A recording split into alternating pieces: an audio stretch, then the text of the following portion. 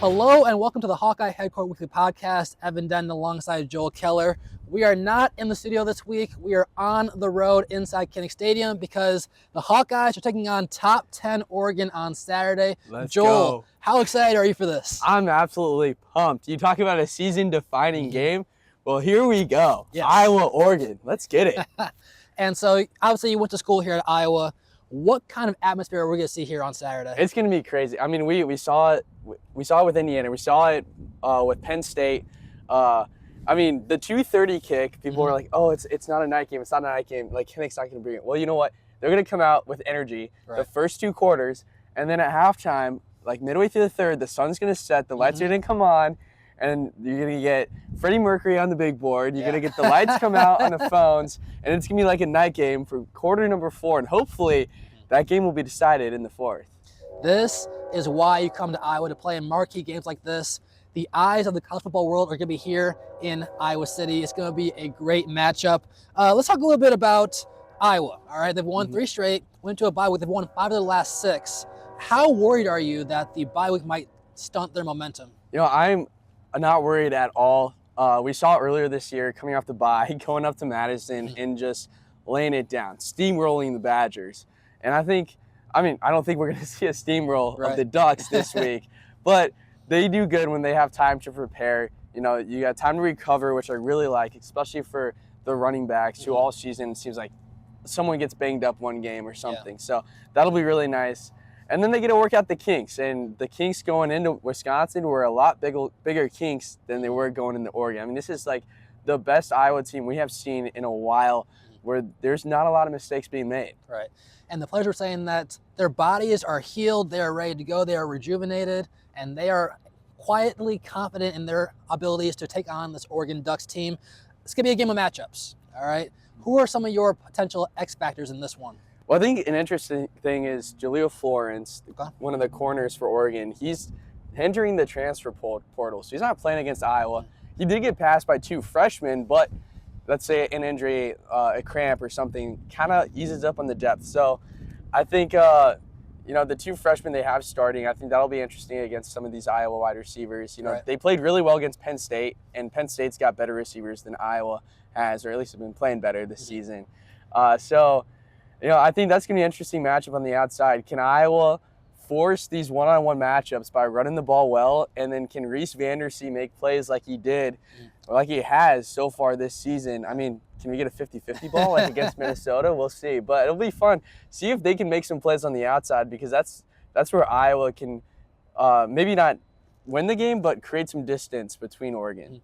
Yeah, no, I agree with you. The Oregon pass defense is elite. I think people know that, but it's going to be up to whether or not Tim Lester can put in play calls that get receivers open, or if they can create their own space. Think like Caden Weegan, a smaller guy, but we've seen when you get him in space, he's dangerous. Reese Vandersee can go up and get those contested catches. Maybe it's a breakout game for Jacob Gill, Sam Phillips, but I think that Iowa needs to be a 2-dimensional team on offense in order to have a chance against the Ducks. I'm looking at the defense, though, all right? Okay. A combination of Phil Parker and the Iowa secondary up against a young, inexperienced Dante Moore, but who is very dynamic, all right? If they can keep him in, say, 2nd and 3rd and long situations, plays right into the Iowa hands. But if Oregon gets ahead of the chains, then they allow Dante Moore to be athletic, get outside the pocket. That could be a game changer for the Ducks. Yeah, and that's kind of what happened in that Oregon game against Penn State. Dante Moore never really got going until the end. And that's something that I was going to have to keep in mind. He's a competitor, a true winner. So when the game's on the line, he's going to be at his best. Right. So I was going to have to make sure they play that full 60 minutes plus if it gets to that point. You can't really take a drive off with Dante Moore. Exactly. And it sounds so basic, but just make Oregon go down the field. Don't give up explosive plays, all right? Yeah. Because the one game that Oregon scored under 21 points was against an Indiana team, a physical front seven similar to Iowa, and they lost that game. All right, if they get into a battle of the trenches, I think that plays into Iowa's favor. If it's a track meet, well, Oregon's speed is well known around the country. That would lead towards the Ducks having an advantage. I think another X-Factor matchup, it's not between the players, it's going to be between the mascots. All right, it's the battle of the birds. We got Herky for Iowa versus the Duck at Oregon, who I think has the best budget of any mascot you will see in America. Yeah, no, it's like they both have their iconic things, but Oregon is like, the Duck has been nationwide. He has, yes. And, you know, he's viral moment after viral moment. I feel like Herky's just been waiting for his viral moment for years, because he does the stuff he does mid-game is hilarious. I mean, when he gets in a fight with a gopher and all that, it is perfect. So I'm excited for that. Actually, that's going to have a lot of views on social media. It will, because the Oregon Duck, when Oregon joined the Big Ten last year, went to every campus and took a picture outside of each football field, just like, you know, to troll the opposition. It was like, wow, they're allowing the mascot to travel around the country for this. I respect that. I really do. Okay, so under center for Iowa is Mark Gronowski. We saw his heroics a couple weeks back against Penn State when this place was going absolutely nuts. If he has another big-time game on Saturday, can he possibly become a All-American candidate? You know, I think that might be a little out of reach. I don't want to throw it away yet. There's possibility he could sneak in, maybe honorable mention, third team, because he's the only player in college football, D1 in the nation, that has scored a touchdown in every single game that he has played. Wow. And, you know, you got to give him that. But the passing has just not been there statistically, I think, to be an All-American. Okay. Maybe if he goes on a run, a couple 200-yard passing games, then we can really start talking. If Iowa wins out, sneaks into the playoff, then I would love to have that conversation. But right now, I think you can't really give an All-American to someone who's got like 150 passing yards per game. Yeah. But I like the optimism, and he doesn't need to be an All-American for Iowa to win out and make it to the playoff. And we were saying last week that, you know, if he continues to play well, he could be in the running for a first-team All-Big Ten consideration, which I think is very much in a possibility. I think so too. It's not as strong as a quarterback class in the Big Ten as it is around the nation. I mean, you have a lot of great quarterbacks. Marcel Reed at A&M, I think, is probably at the top of my board. Diego Pavia as well in the SEC. I mean, those two alone, I would put way ahead of Gronowski. Nothing against Gronowski, but those two are, I mean, they're ballers. They're doing it. They've made the big wins already. Well, here you go, Mark. Here's your opportunity. Here's a chance. I would also throw Ty Simpson from Alabama into that mix as well. Yeah, he snuck his way in there this season. Yeah, after losing week 1, Bama has become a powerhouse again in the SEC with, who is their left tackle from Southeast Polk again? Do you know that name? No? Yeah. Oh, Caden Proctor. Yeah, the guy who my team beat in intramurals 2 springs ago when he transferred to Iowa for 1 month. For 1 month, yes. What a month it was, absolutely. So around the country, there's been some notable firings. James Franklin at Penn State, Hugh Freeze down at Auburn, and Brian Kelly recently at LSU. Does that kind of make what Kirk Ferentz has built at Iowa, his longevity, that much more impressive? I think you have to say yes, because, I mean, teams are they're firing their coach for 3 lost seasons, and it's like, okay, like, what are you doing? Like, they're in year 3 and they just went 9-3. I don't think that deserves a firing. Right. The grass isn't always greener. We know that. It's not, yeah. And, you know, I think a lot of conversations around Kirk Ferentz, like retiring or being forced into retirement, because fans, they want a playoff victory. Grass isn't always greener. Who knows, like, does Phil Parker stay when Kirk is gone? Right. You know, there's a lot of other possibilities if Kirk ever leaves. It puts it in question to if Iowa can maintain their image in the college football world. But I mean, he hasn't really done anything to be fired either. There's not a lot of controversy surrounding the program. I mean, obviously you're at the helm for over 20 years. There's going to be a couple, but they've handled them fairly well. And it's never really involved Kirk himself. It's always some of the people around him. So he's done a good job with that. And I mean, he's putting guys into the NFL every year too. So there's another reason to keep him around. And it's impressive that he has built this culture in a town where it's surrounded by cornfield. I could not say better myself.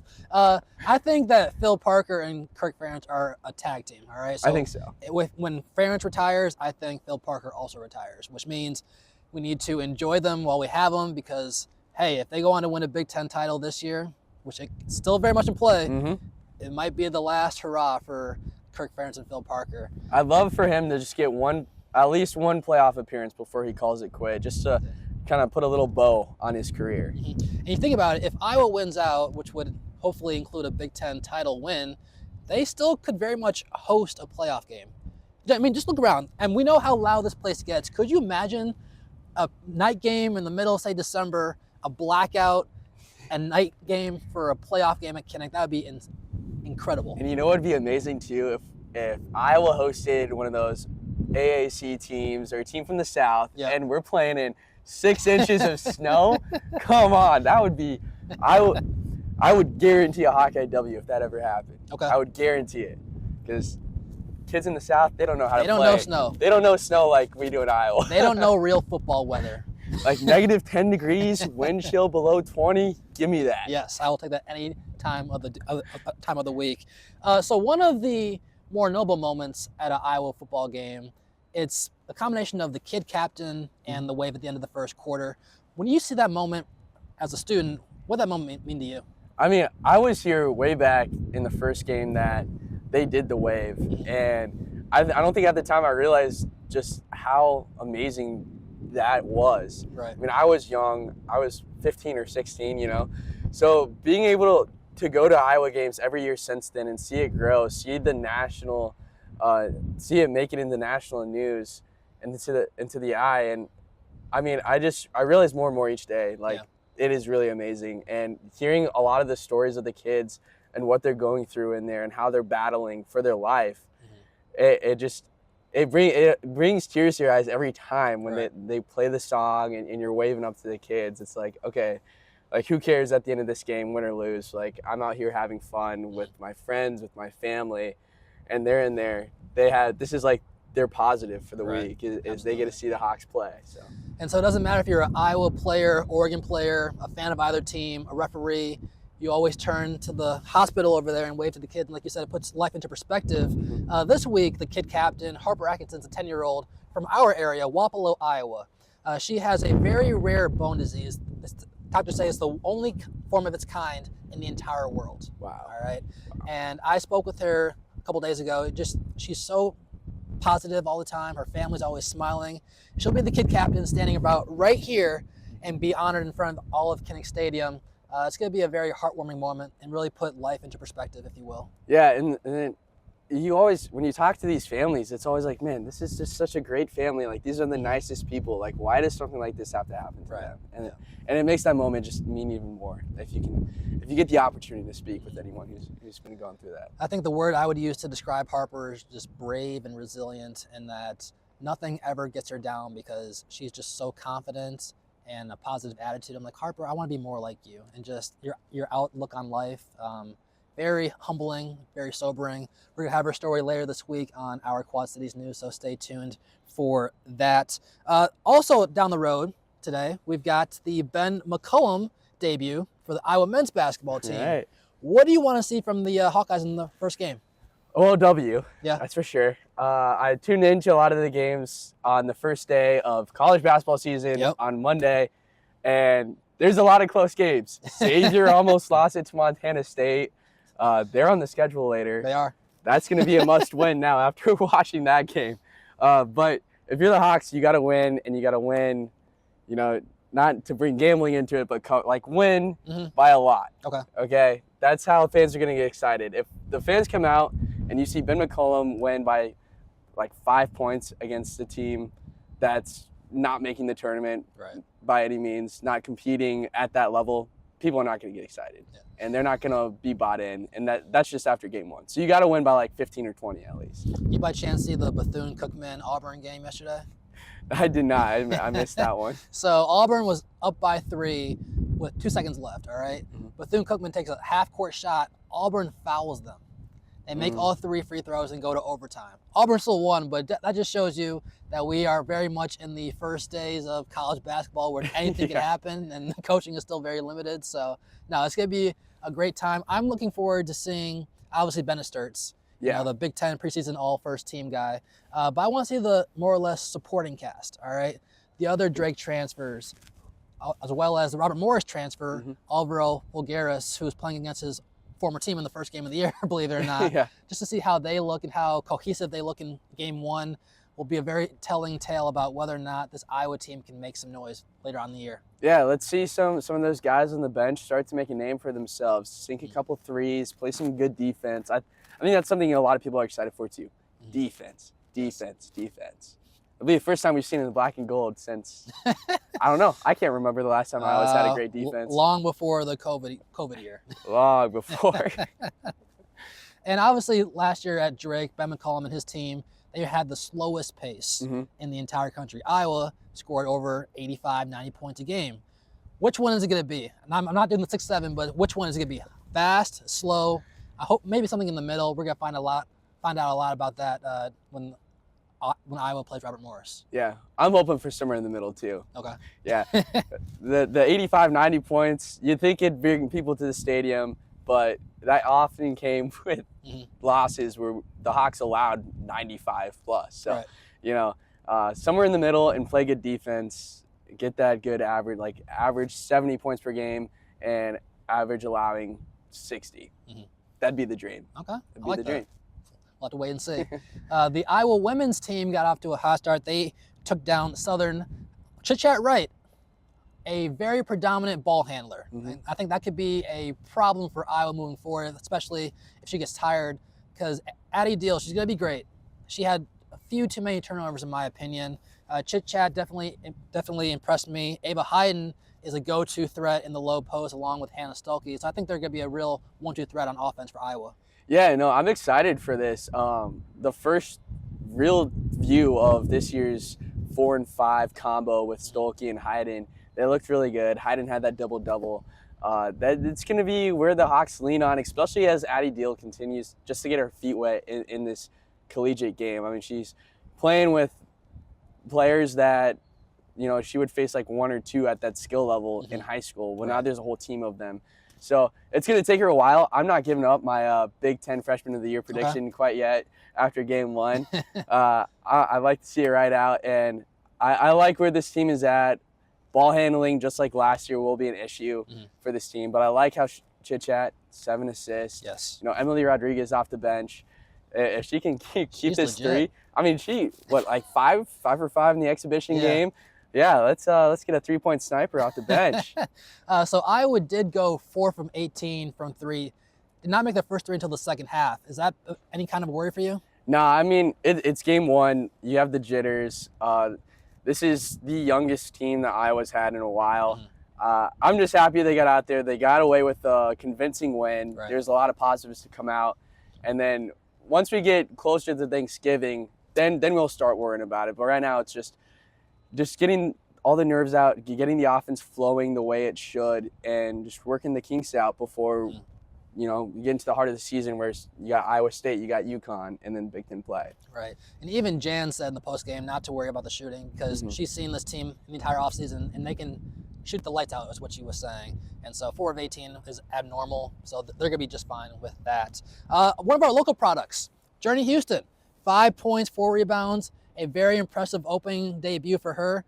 I like what I see from Journey. Yeah, I wasn't surprised she got into the game, but I was surprised with what I saw. Yeah. For her to come to the game and instantly have production, that's a good sign. Right. And if you want a way to work yourself into the normal lineup, into the rotation, that's how you do it. So hopefully she gets more and more of these opportunities as they continue through some of the lighter non-conference play, and she can work her way into playing in these Big Ten conference big games. Yeah, she got 12 minutes of play action yesterday, which I was kind of was a little shocked. I thought it was going to be maybe like 7 or 8, but she made the most of it.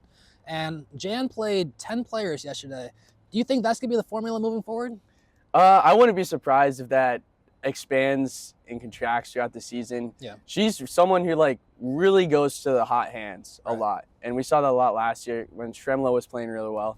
So I think she'll continue to do that. I don't think it'll ever drop below 9, though. I think she'll keep the players fresh, especially with last year. The core was starting to, by the end, you could see them get tired. I mean, they were playing 30-plus minutes a game. Right. And you got to keep the legs fresh for March because that's what's going to matter. Of course, you got to get there, but with a team like Iowa, you kind of expect them to get there. And you got to be ready to play at that stage. I think the X factor in all of this might be Layla Hayes. All right, if she develops, could Jan possibly go with a 3 big lineup of Hannah Stuelke at the 3, Ava Hayden at the 4, and then Layla Hayes at the 5? Probably not.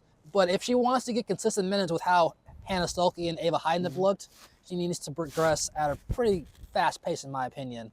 Because I think the guard play will be there. We talked about Kylie Feuerbach being a great defender, so she's going to get her minutes. Chit-Chat's going to be on the floor along with Addie Deal. But if Layla Hayes can come forth, I think Iowa has a pretty solid 7 to 8 person rotation. Yeah, even if she just comes off the bench and they Mhm. don't go with the crazy big lineup like you're talking about, though South Carolina, they've done that before and it worked Right. out.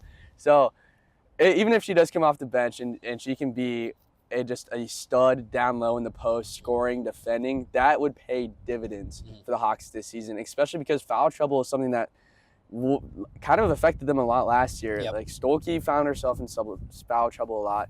Hayden a couple times too as a freshman. So if they can have someone to lean on when that happens, or to make it so it doesn't happen, because if Hayes can take up a lot of minutes in the first half, that'd be really good for the Hawks going forward. Denton, the Hawkeyes are 1-0 on the year. Game 2 is on Sunday against Evansville. All right, let's come back to football. So you were here the last time that the fans and student section stormed the field. What was that moment like for you? I can't lie. I just blacked out with emotion. Yeah. I mean, I have a video on my phone. That's almost the only way I remember it. I do remember stumbling because, I mean, these walls aren't the shortest thing. And, you know, you're getting, like, shoved, too, as you come down, especially in the student section. So it's hard to get your footing. But I just remember full sprinting towards the middle of the field. My hand stuck into the face mask of Linderbaum, just getting shoved in the masses, and then the Kirk sheriffs that were guiding him out, like, shoved me out of the way. And I was like, hey, what's going on? What's going on? But it's so fun to have that moment, and I really hope this next generation of Hawkeye fans can get that moment on Saturday. Mm-hmm.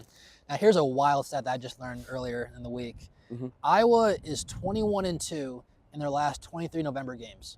Pause. I didn't say home games. I said November games, period. 21-2. That's insane.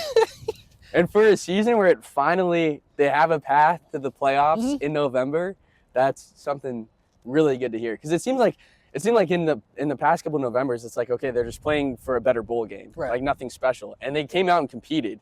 Well, now there's something on the line. There's something real to play for.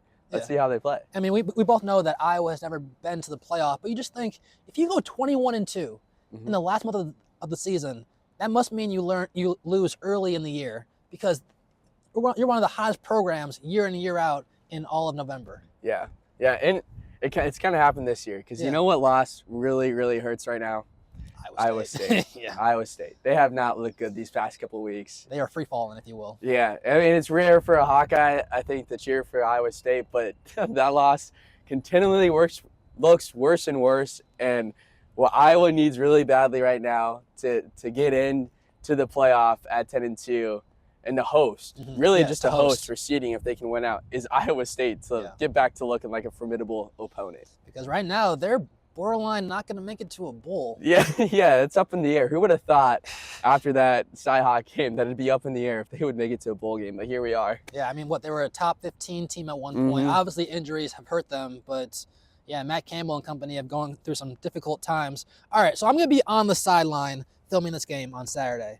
If it is a field storming, do you have any advice for me about how to avoid injury and, more importantly, to keep our cameras safe? So I think, and this might be something that you didn't really think about, but I think if you, instead of focus on the middle of the field, focus on the fans coming down, they're not only going to see you, but they're going to want to, like, turn up for the camera. Yeah. So they're not going to run into you because they're going to be, like, cheering into the camera, focused more on doing that. So that could be a strategy. Shift the focus from sprinting to the middle to playing it up in the camera. Speak it into existence.